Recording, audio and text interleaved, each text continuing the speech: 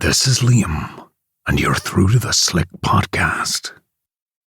We can't take your call right now, but I suggest you leave a message. I don't know who you are, or why you're calling, but know this. I have a special set of skills, and I'm not talking cake making. Whatever the reason you have called, I will find you. Just kidding. Slick Podcast. Keeping it real and always keeping it groovy.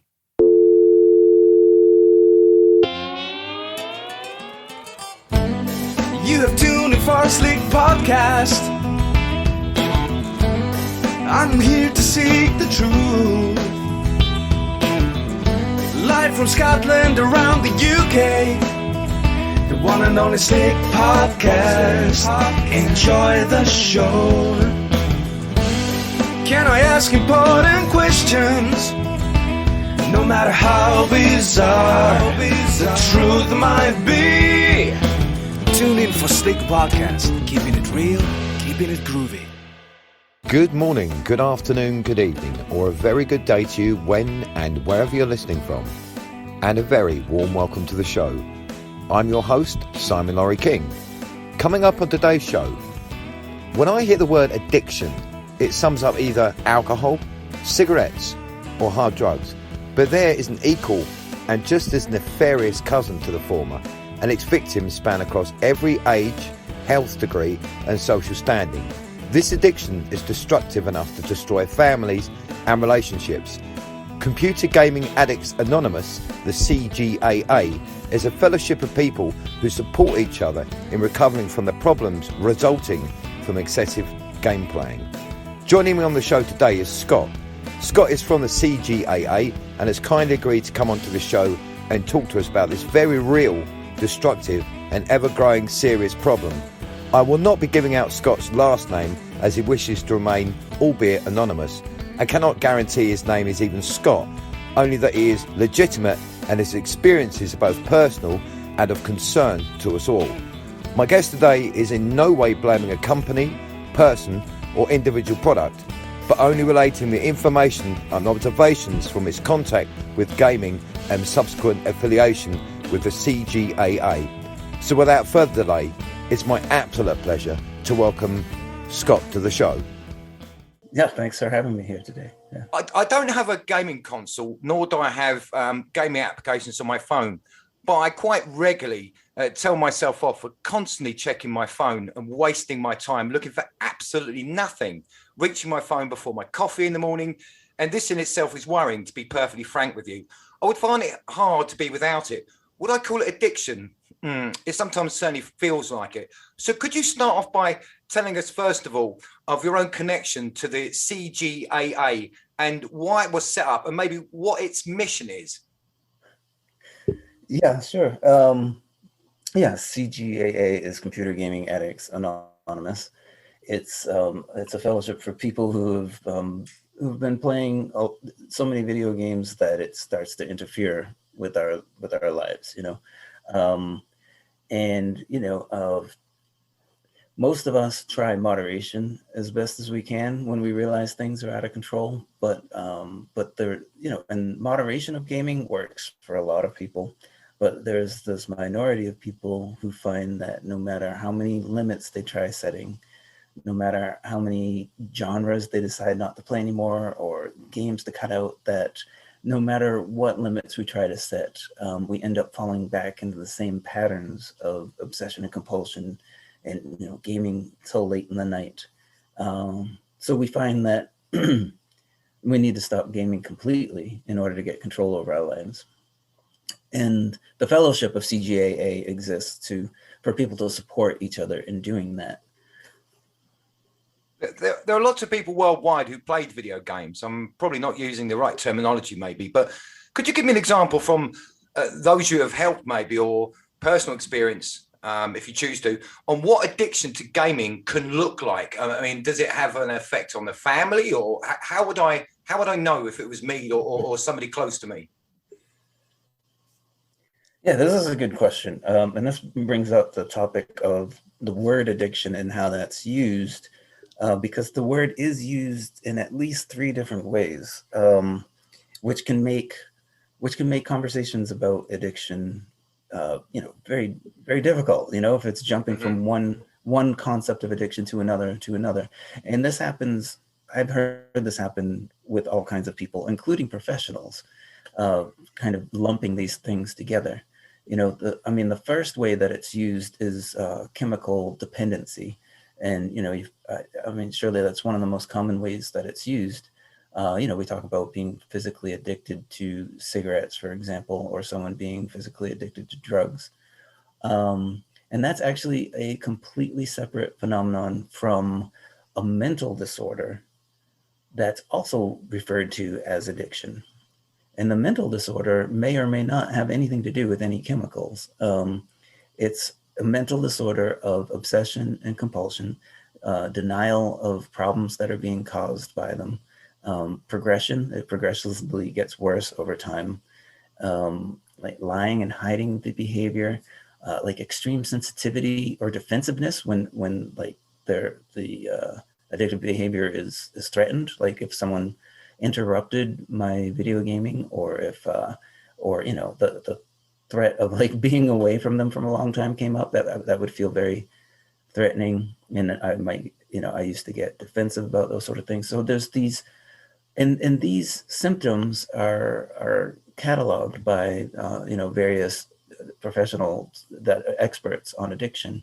The American Society of Addiction Medicine is one of those that's really got a good list of symptoms that show up for an addiction, for the mental disorder of addiction. And here's where it can get a little bit confusing, is that, well, that's usually referred to as the same thing as the chemical dependency, because for a lot of people, they have both of those. But the thing is, you can have one without the other.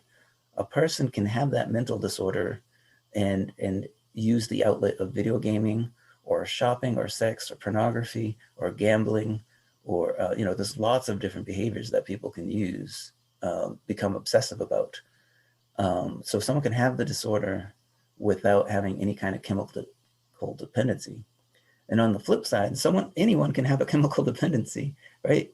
Anyone can start smoking cigarettes, or taking morphine, as many people do in hospitals, and develop a chemical dependency, but that doesn't automatically give them this mental disorder of obsession and compulsion and denial. So they are two separate things. A person can have one or the other. And then, as if this isn't confusing enough, in the last 20 years or so, there's been this new use of the word addiction, which isn't either of those things. It's not a mental disorder. It's not a chemical dependency. It's just, it's become very common when people overuse something in unhealthy ways to call that an addiction.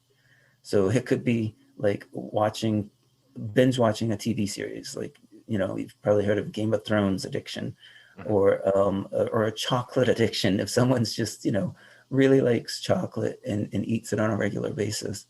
Or I don't know, and with video gaming, people often call it addiction too, when for people who do not have the mental disorder, are not showing all the symptoms of the mental disorder. But they call it addiction because it's unhealthy overuse. There's someone who's just, instead of watching TV 6 hours a day, which lots of people have done for decades, and no one ever called it addiction. If someone does that same behavior with video games, nowadays it's very common to call that addiction. So having that third use of the word addiction also confuses the issue of what addiction is and who's really suffering from it. So your question was, what does video gaming addiction look like? And the answer is, well, if we look at those two groups, the unhealthy overuse and the mental disorder, when those people, say you have two people, one with a mental disorder and one who doesn't have it and just unhealthy overuse, while they're gaming, it can look almost identical because they're both playing many hours of games. They're both neglecting other things in their lives because of how many hours they're gaming. They may not be getting the sleep that they need and then suffering some of the problems that result from that. They may be neglecting their relationships, their health, their hygiene. They can both be, quite obsessed or taken with whatever video games that they're playing. So it can look enormously similar. So it's hard to tell the difference there. But when these two different people try to get their gaming under control, when they decide to set limits on their gaming, that's when the real differences show up. And I see this all the time. There's this online forum on reddit.com for people who are trying to get their gaming behavior under control. And I see the two different groups in there very clearly all the time. So the unhealthy overuse people decide to set limits, and they report back and they're like, I took the last week off from gaming and I feel so much better. I've been getting the sleep that I need. I've been so productive this week. I'm glad I'm taking a break from it. I feel good, and that's what they sound like. And then the people who have the mental disorder of addiction, what they report is like, I'm losing my mind, all I think about all the time is games. I still can't focus on the things that I'm trying to focus on. I just found myself binge watching gaming videos instead. Or, I feel miserable. I can't, I've had even more trouble sleeping. So that's the difference between those two groups. When someone who's genuinely addicted with an addiction disorder suddenly yanks that behavior away, the picture's not very pretty. They were using that behavior to cope with some underlying issues that, when you take that behavior away, it can be extremely painful, extremely difficult to stay away from gaming or from whatever the addictive behavior is. And that's why it is so hard for people to recover from that. The withdrawals are so difficult that people often within days, if not within hours, end up returning to it, just run right back to it. Can I ask, Scott, that was a really clear explanation. Although I think maybe you thought you've confused everybody. You have really broken that down well, the three types of addiction, because I would have definitely categorized it as a substance abuse. It must be the same. It clearly isn't. It absolutely clearly isn't. I thank you for that explanation. Can I ask, on a personal level, being a counselor, do you have, or have you come from a background so you can relate to it because you were maybe becoming addicted or you were addicted? And tagged onto that question, did you realize you were addicted, or did somebody point that out? It's personal, and if you don't want to answer it, then don't. Yeah, I'm happy to answer. Yeah, I'm not a counselor. Yeah, I'm a part of the CGAA fellowship. That just means that I'm one member among many who suffers the same problem, and we just offer mutual support to each other. But yeah, I definitely have the mental disorder of addiction. Although when I was growing up in the 80s, video games back then were not so compelling for me. I played them a fair amount, but they were never very compelling for me. I didn't become addicted to them at that time. But the first time that I tried drinking alcohol, I fell completely head over heels in love with it. It gave me what I was looking for back then, which was a kind of release from difficult feelings, like anxiety and difficult emotions that I had, relief from stress that I needed. So I first became addicted to drinking alcohol, and it spun out of control by the time I was 21. I got into recovery in Alcoholics Anonymous by the time I was 23. And I haven't had a drink since then. I was working a program of recovery in AA for several years, and my life got a whole lot better. So much so that it felt like I didn't need to work a program of recovery anymore.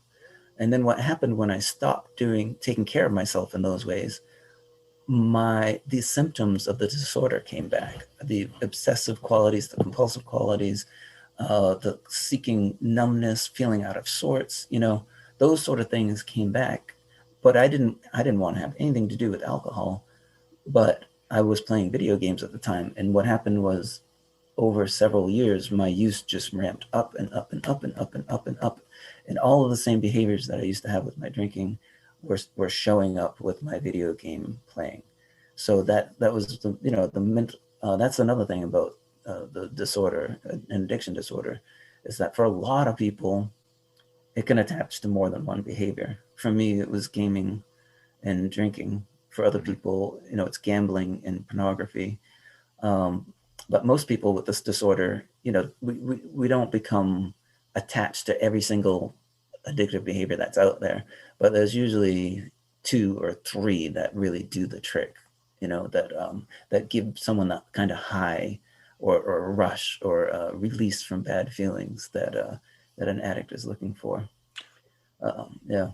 I came across this phenomena, let's say, through a friend of mine, where she mentioned she put it as gamers' widows. And I actually didn't, it's not a derogatory term, because it could be male or female, where she would explain to me that one of her friends was literally that thing where their partner, is just constantly gaming. So that was almost affecting their marriage life. They didn't tell me about work, but I shouldn't think that'll be that wouldn't be good. So it's a real problem and a concerning problem. And I do thank you for sharing your innermost thoughts there. How can this manifest with people? I mean, I've no reason to doubt what my friend told me. She was very concerned for her other friend, but is that the sort of manifestations that can have marital problems? Or I suppose in the younger people, it'll affect their schoolwork, or somebody wanting to start a career could maybe end that? Yes, it affects every area of life. I mean, that's the thing about addiction being a progressive illness, is that it keeps getting worse and worse. And that's how my experience too. Over several years, my game time ramped up and up and up. So at first it wasn't really causing many problems, but by the end, it was interfering with my work. I couldn't focus at work. I was gaming during work hours. It was affecting my finances. It was affecting my relationship. My wife was upset with how much time that I was spending gaming. I was massively sleep deprived because of it.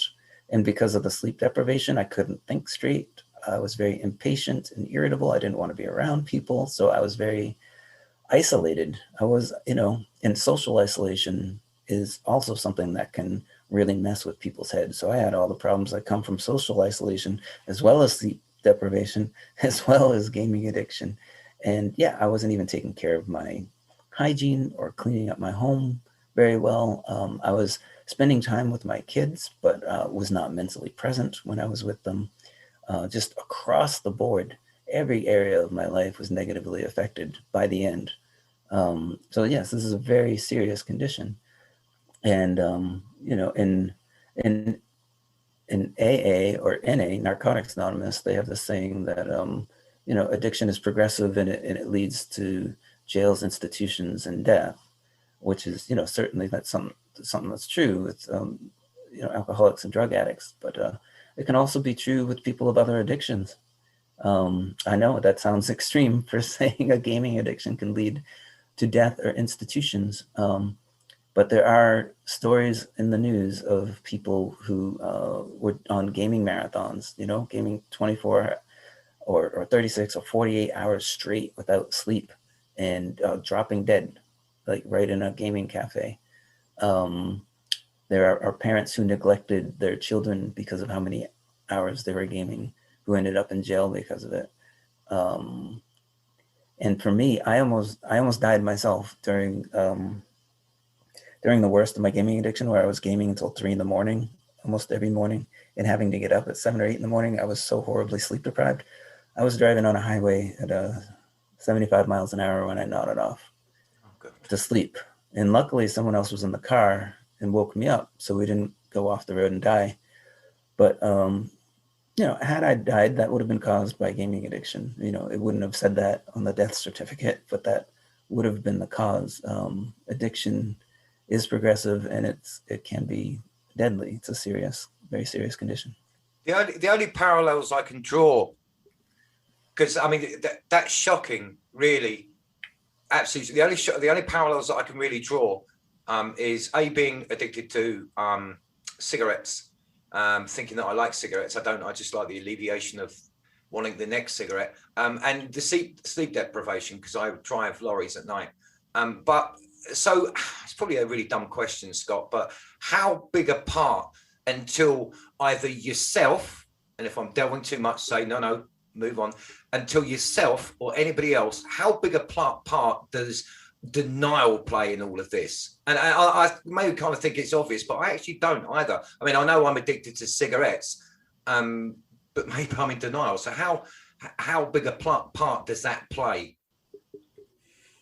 Denial is a huge part of the mental disorder of addiction. It's part of why it can spiral so far out of control, and why addicts often don't get help. Why they can end up dead or in jail before ever getting help or making any changes. And to give an example of how extreme denial can be, like from what I just said about my gaming behavior and the sleep deprivation, it's probably perfectly obvious how connected they were. But at the time, I wasn't making the connection. I was somehow not connecting my sleep deprivation to the gaming. And how I managed to rationalize that was, at first I didn't game. Very often I gamed until about midnight for a time. And what I found was when I went to bed at midnight, I couldn't fall asleep for at least an hour, because I had just been staring at a screen. I just got off the computer, just finished playing. I had those bright lights in my faces. I had whatever adrenaline rushes come from certain things in the game, and I couldn't fall asleep for an hour. And so I started thinking, well, if I'm going to be awake anyway, I may as well, till 1 a.m., I may as well game until then. So I started gaming till 1 a.m. And then the same thing happened. So I was like, well, if I'm going to be awake till 2 a.m. anyway, I may as well game. And that's how my gaming time ramped up from 1 to 2 to 3 a.m. And all that while, I was blaming it on insomnia. I wasn't saying it was the gaming's problem. I was saying I have this insomnia problem that suddenly showed up and justified it that way. And that was like the most extreme example I can think of. But I had similar types of denial with my drinking when my drinking was out of control, just not seeing how it was affecting my relationships or other parts of my life. Is that the hardest part? Would that be the hardest part, to make the first step to maybe admit that you've got a problem? I mean, pride has certainly got to come into this, has it not? Yeah, I would say there were two things that make it extremely difficult for someone with addiction disorder to recover. Yeah, one is obviously the denial. I mean, right? Like, how much effort is someone likely to put into recovery if they have so much denial that the problem exists? And the other is the thing that I talked about before, which is I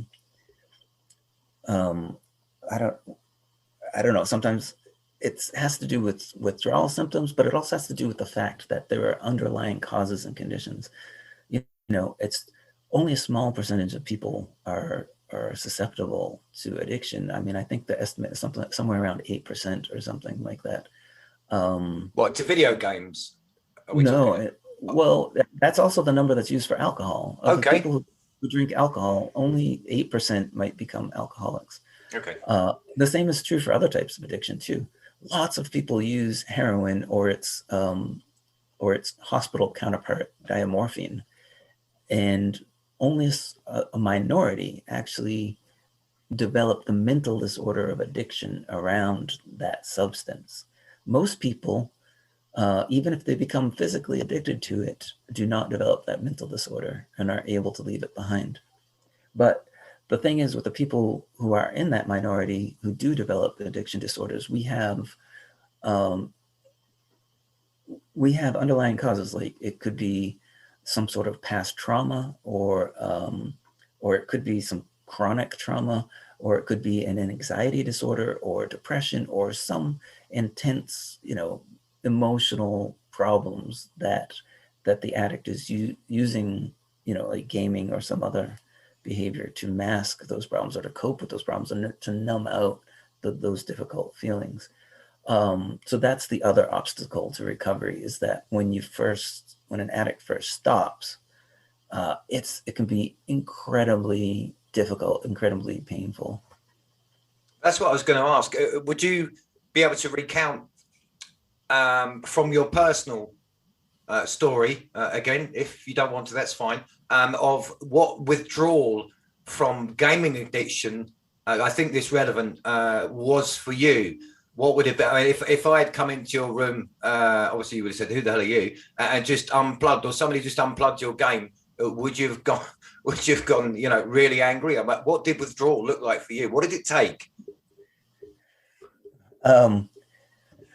Yeah, well, you don't have to answer that. You don't have to. It makes you uncomfortable. That's fine. No, I'm happy to share. Yeah, yeah. In the early first week or two after I stopped gaming, and was going to meetings of CGAA to get the help that I needed to stay stopped, my head was a mess. Thoughts of gaming hit me several times a day, and they quickly turned into strong urges. And along with those rationalizations, these thoughts like, it'll be different this time, or if I just game for a little bit and then I can go back to work, or I just need to blow off some steam somehow, or all right, how about I've been doing well not gaming the last few days, how about I just game for today and I go back to quitting tomorrow? These sort of thoughts just hitting me over and over and over again during the first couple of weeks. So without support, without the meetings, without other people in CJA, there's no way I would have made it through that time. It was with their help that I was able to stay stopped.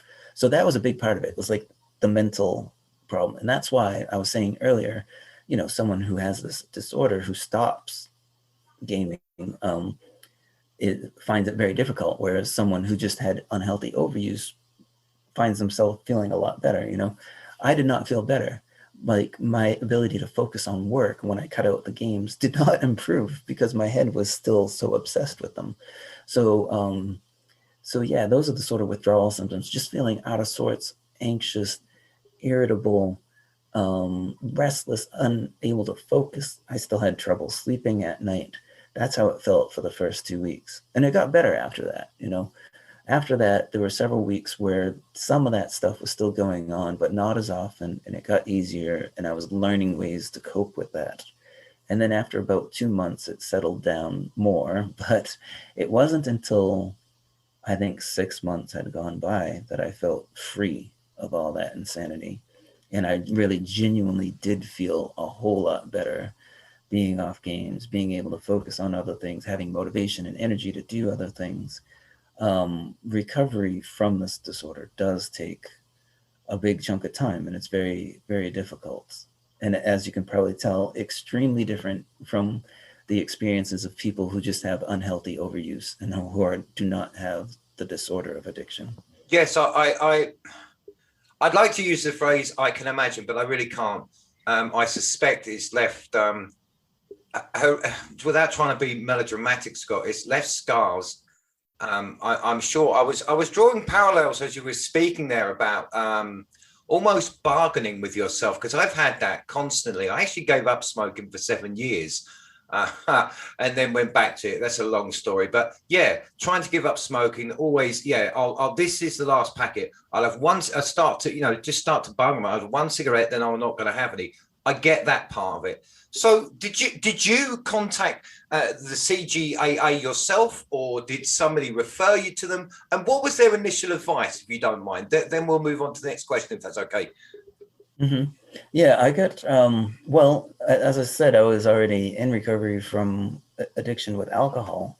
And so I had friends in AA, and I talked to one of them about my problem with gaming. And he suggested that, he said it sounds exactly like the same thing that you had with alcohol. Maybe there's another recovery fellowship that exists. So I just searched online for like AA for gaming for video gaming, and I found CGAA, and I had a lot of denial about it at that time, even though I did want help. We'll be right back after this message. Hi, I'm Jazz from ScaryDolly.com. We all want to feel safe, right? And know our home and loved ones are protected around the clock. Here at ScaryDolly.com, we can provide 100% certified demonically possessed dolls to protect your family, home, and property while you sleep soundly.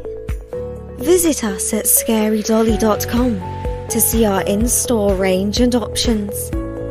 Each of our dollies comes with a verifiable certificate of demonic possession, as well as easy-to-follow step-by-step instructions for protecting yourself also. Use the promo code SlickPodcast21 to get an amazing 7% off our new scary-ass China dolls. Or try our classic Victorian 360 head-turner range. From clowns to rag dolls, whatever your home security needs, it's got to be ScaryDolly.com.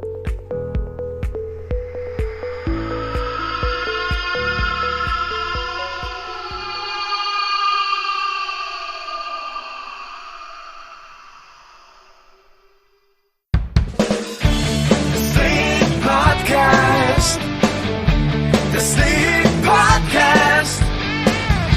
Yeah, it's a Slick Podcast, truly unforgettable topic. This is Slick Podcast. And we're back. My guest today is Scott from the CGAA, and we are talking gaming addiction. I wasn't sure that it was the gaming that was the problem. I was blaming it on other things. I thought it might just be a procrastinator. I thought I just might be having problems with, too much computer use in general. But it wasn't until I started going to the meetings of CGAA and listening to other people's stories where they were talking about the problems in their lives and the direct connections, connecting the dots between all those problems and their gaming behavior, that I kept thinking, oh yeah, that's true for me too. Oh yeah, that's true for me too. Oh yeah, obviously the sleep deprivation is connected to my gaming behavior. How did I not see that earlier? So that was what the Recovery Fellowship offered to me in the early days to help me to stay off games and realize what the problem really was.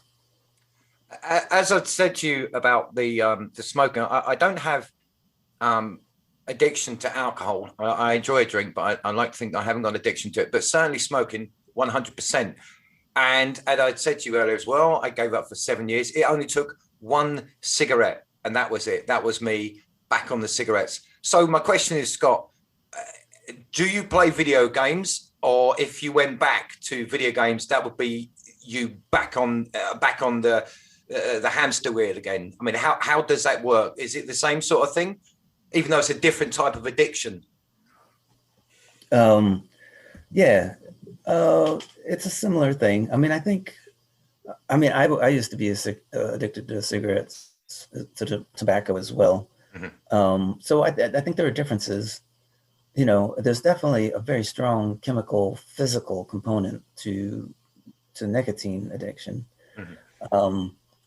But with an addictive behavior, the way I look at it is I spent thousands of hours gaming, over several years that I was putting in 20 or 30 hours a week. Thousands, that added up to thousands of hours. So those thousands of hours have dug these grooves in my brain. They made these extremely strong neural connections that don't disappear with disuse. They weaken, I think, with disuse, but they never entirely disappear.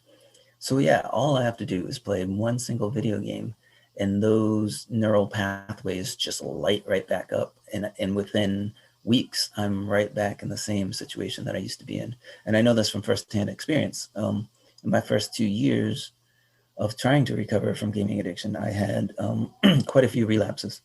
And and that was my experience. When it went back to the game, it wasn't actually that bad at first, but over the first couple of weeks, I started getting back into the same old behaviors. And after 2 months, it was as bad as it had ever been.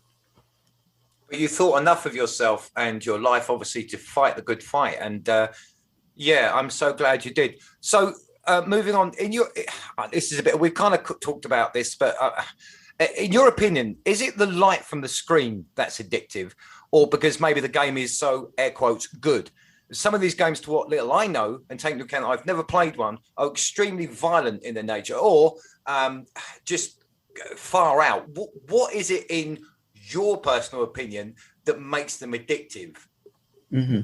Well, yeah, they're addictive in two different senses. There's the unhealthy overuse type of addictive, where video games are made to be very compelling, very, very enjoyable, and have some hooks. Like there's a gaming community that can be very compelling for people. There are gambling aspects in a lot of games that can be very compelling for people.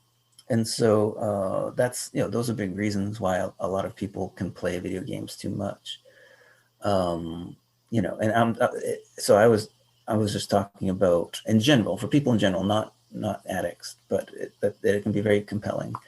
For people with an addiction disorder, we have, those underlying conditions like past trauma or psychological pain, difficult emotions, anxiety, those sort of things that we're trying to deal with. It's almost like escapism. Sorry for butting in there. Yes. Right, okay, sorry, carry on. Yeah, so escapism, right.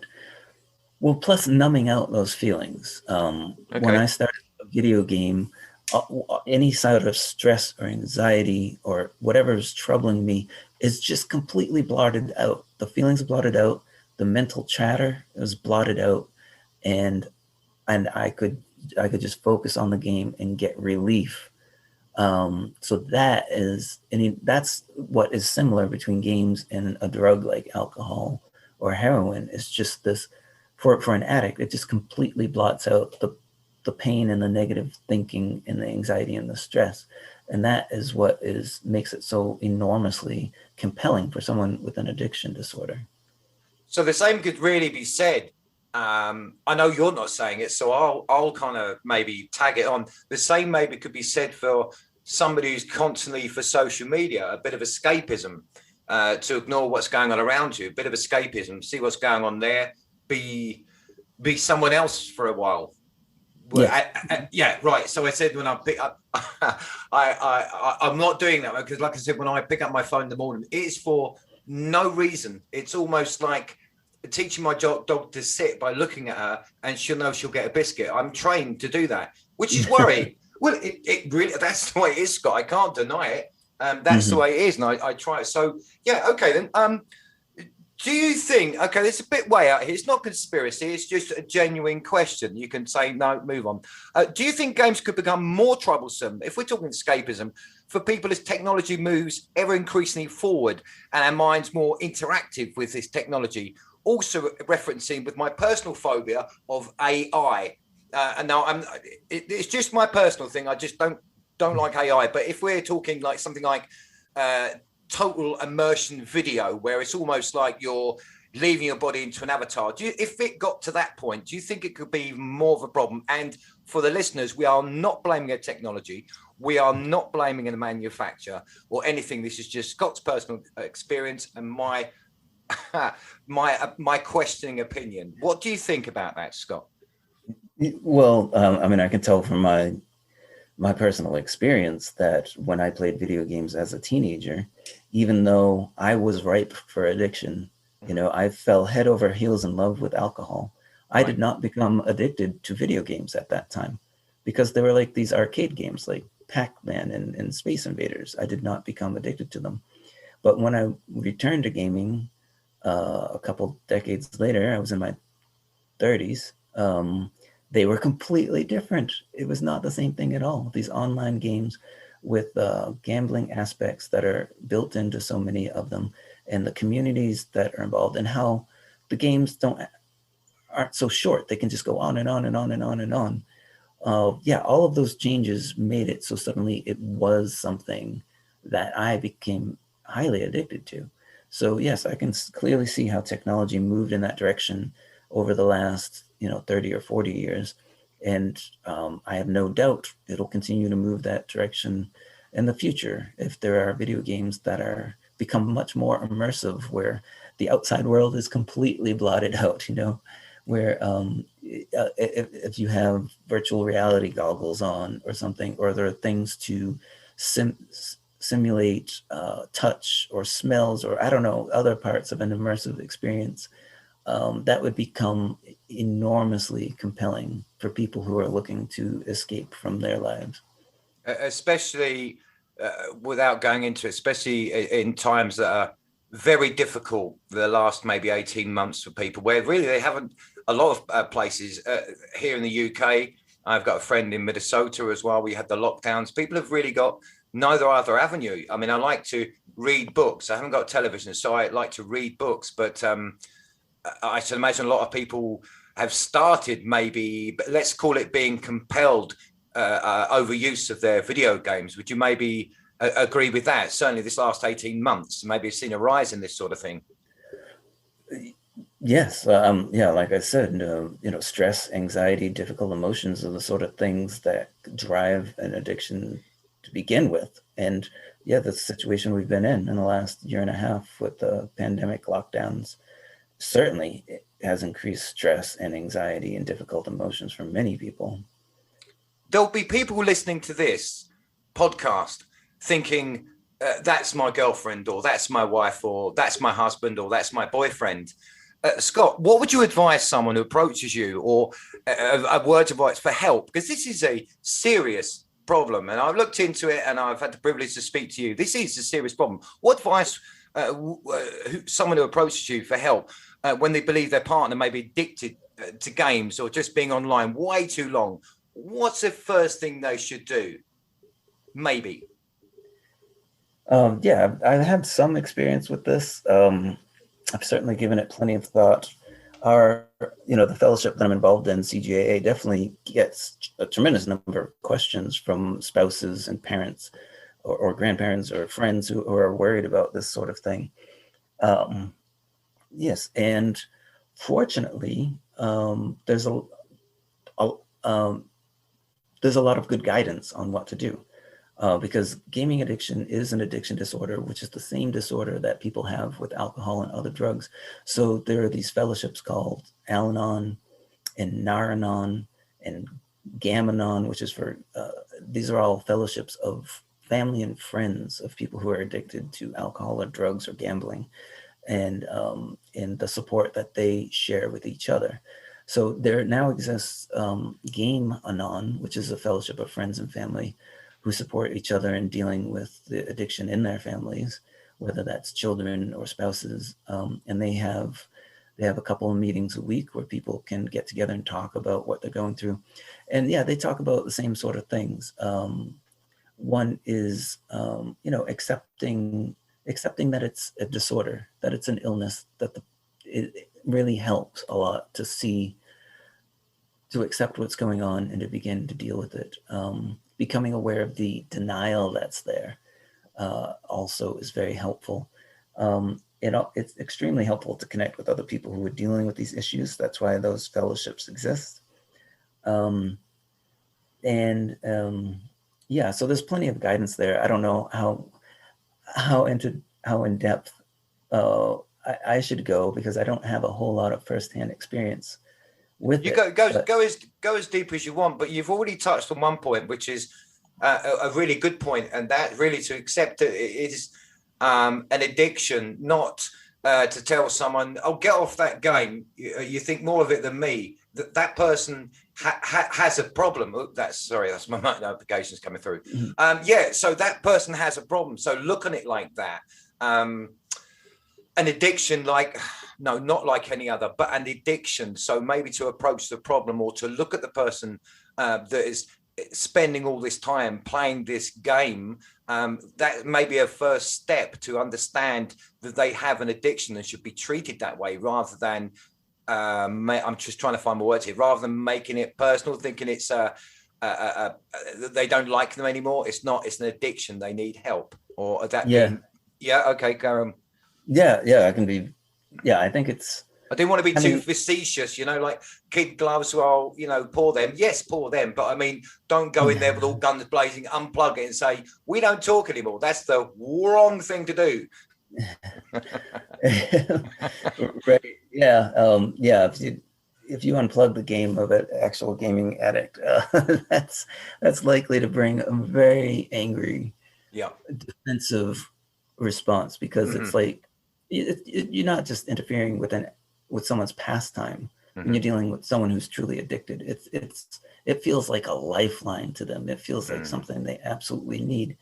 So understanding that it's an illness is a great shift in mindset.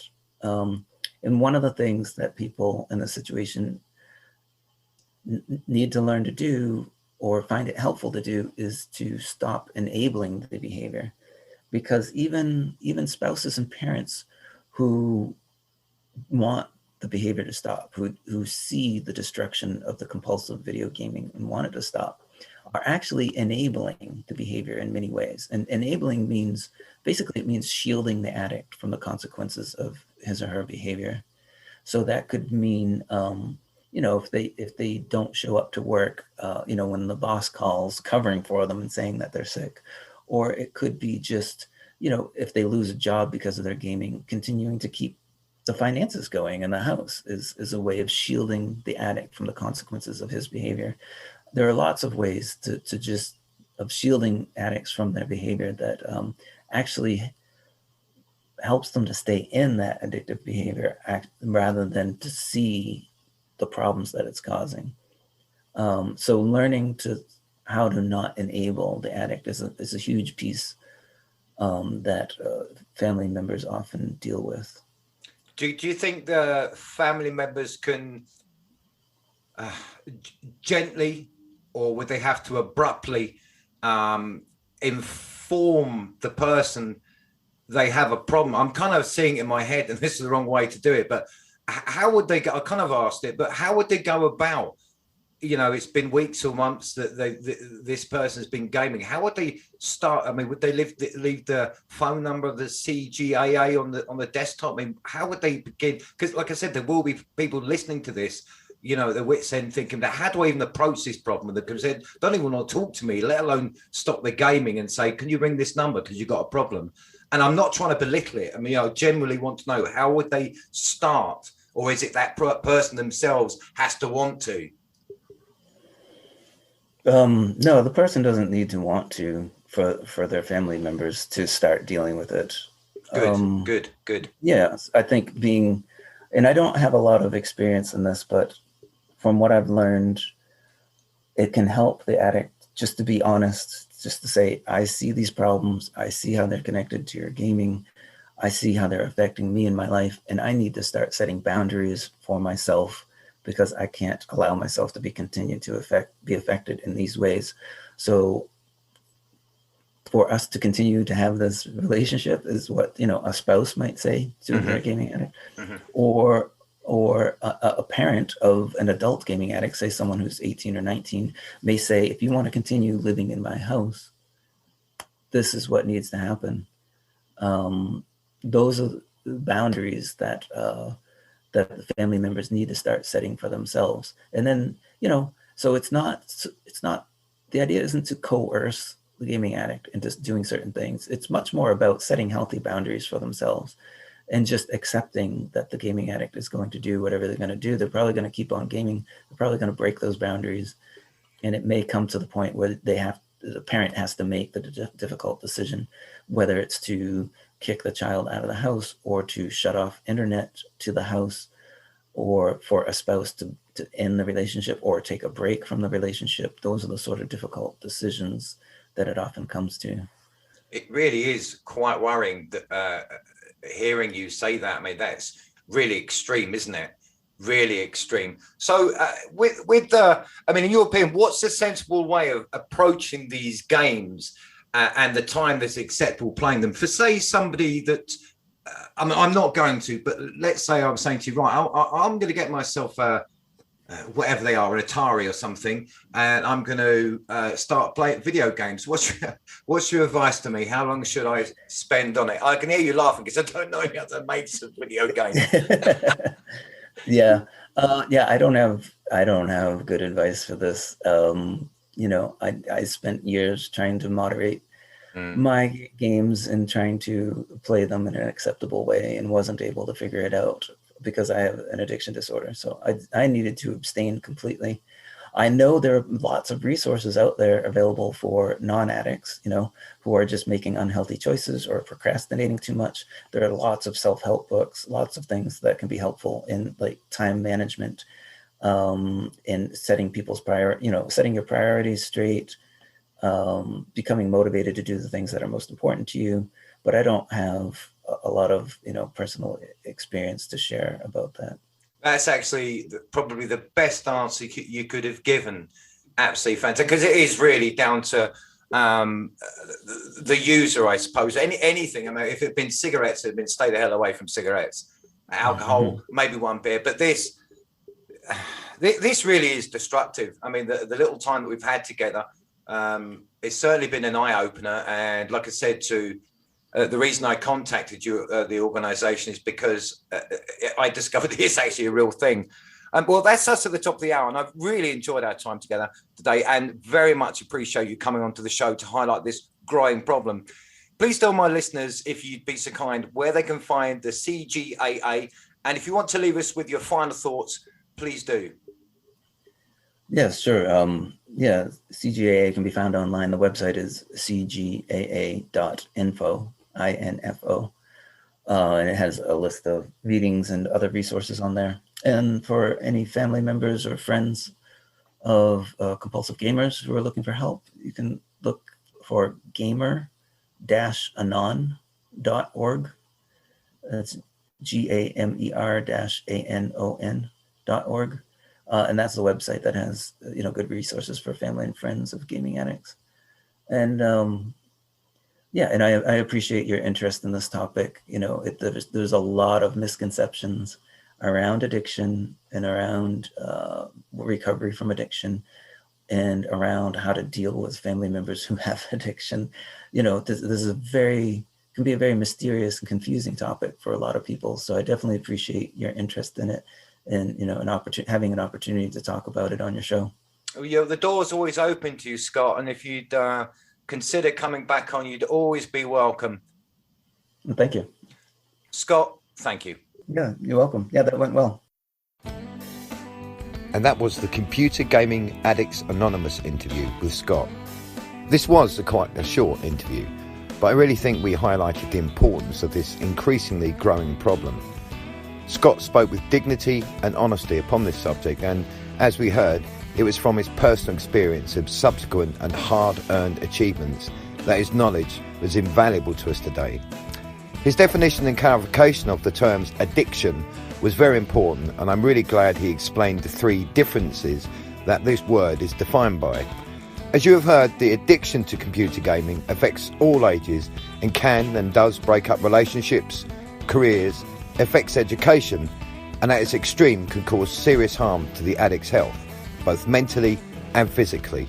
The link to the CGAA is below if you need it, and please feel free to share that link with anyone you think could benefit from the excellent information and support the CGAA offers.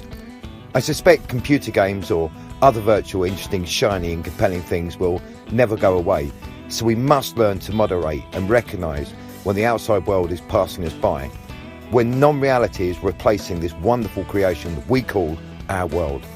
I'm not just talking computer games here, but in this observation I also include social media and, of course, public enemy number one, in my opinion, the demon in the room, television.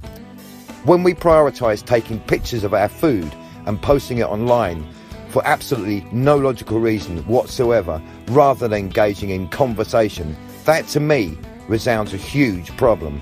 A problem we should all address and acknowledge in our own truthful way. My last words on this subject of these heinous artificial misguiders of reality will be wake up and switch off. My thanks to Scott from the CGAA for his time today, and my thanks also to you, my dear listeners, for having stopped by to attend this episode. You can find the SLK podcast on all the usual platforms, as well as YouTube, Twitter and Facebook. If you enjoyed this cast, please give us a like and share. Subscribe also, if you'd be so kind. You can contact the show, the SLK podcast, at gmail.com, or leave a comment below. But either way, please keep them kind. And so, my friends, it's time for me to go. Until next time, stay safe, be happy. Bye.